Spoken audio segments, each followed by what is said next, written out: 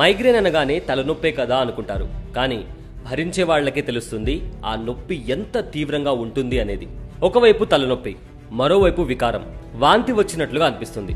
అయితే మైగ్రేన్ వచ్చినప్పుడు కొన్ని చిట్కాలు పాటిస్తే తలనొప్పి నుంచి కొంతవరకు ఉపశమనం పొందవచ్చు.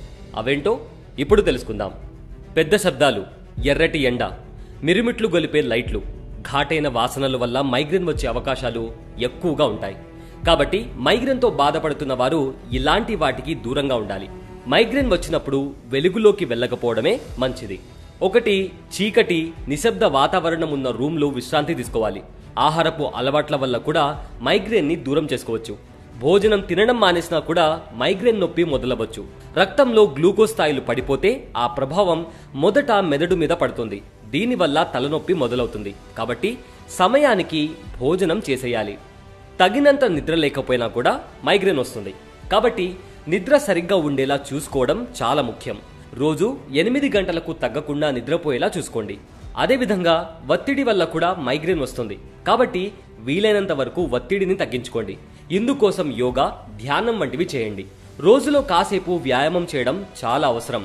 క్రమం తప్పకుండా రోజు ఒక సమయానికి వ్యాయామం చేస్తే ఈ తలనొప్పిని తగ్గించుకోవచ్చు.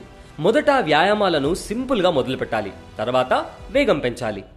మైగ్రేన్ తీవ్రంగా ఉన్నప్పుడు చల్లని కాంప్రెస్ లేదా ఐస్ ముక్కలను నుదుటిపై లేదా మెడ వెనక భాగంలో పెట్టుకోవడం వల్ల నొప్పి తగ్గుతుంది. మైగ్రేన్ ఉన్నప్పుడు తలపై, మెదడుపై నూనెతో తేలికపాటి మర్దనాలు చేస్తే నొప్పిని తగ్గించడంలో సహాయపడతాయి. బాడీ డీహైడ్రేషన్కు గురవడం వల్ల కూడా మైగ్రేన్ వచ్చే అవకాశాలు ఉన్నాయి. కాబట్టి ముఖ్యంగా వేసవి కాలంలో సరైన మోతాదులో నీళ్లు తాగడం మంచిది. అల్లం, జీలకర్ర వంటి సుగంధ ద్రవ్యాలు మైగ్రేన్ తగ్గించే గుణాలు కలిగి ఉంటాయి.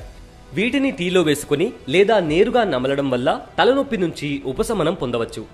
హార్మోన్లు మెదడు మీద ప్రభావం చూపిస్తాయి. కాబట్టి మహిళల్లో నెలసరి సమయంలో మైగ్రేన్ రావడం సాధారణం.